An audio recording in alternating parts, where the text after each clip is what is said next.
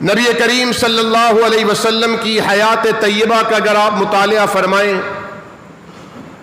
آپ کے سامنے یہ بات روز روشن کی طرح آیا ہوگی کہ آقا علیہ السلام اگر اپنے ساتھیوں میں تشریف فرما ہوتے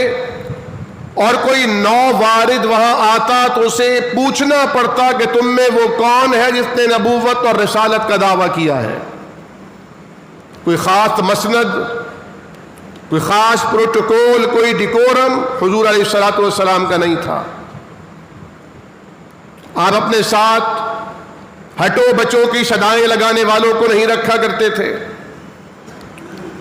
دو رویا قطاروں میں کھڑے ہو کر لوگ آپ کے استقبال کے لیے نہیں آتے تھے۔ صحابہ کرام نے آ کر اس خواہش کا اظہار کیا کہ یا رسول اللہ صلی اللہ علیہ وسلم، ہم نے دیکھا ہے مختلف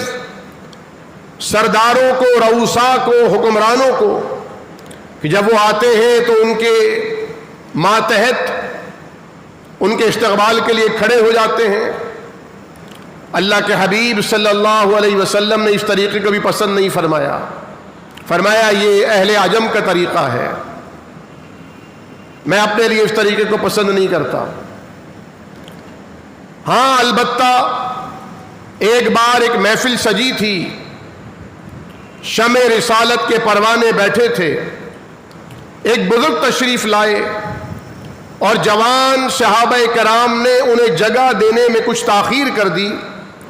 تو حضور کریم صلی اللہ علیہ وسلم کو یہ بات ناگوار گزری اور آپ نے فرمایا من لم یوقر کبیرنا فلیس منا، جو اپنے بزرگوں کو، ہمارے بزرگوں کو عزت نہیں دیتا وہ ہم میں سے نہیں ہے۔ یعنی ہماری روایت،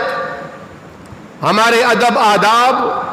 ہمارا وتیرہ اور ہمارا سلیقہ یہ ہے کہ بڑوں کی عزت اور تکریم کی جائے اور بچوں کے ساتھ شفقت کا برتاؤ کیا جائے۔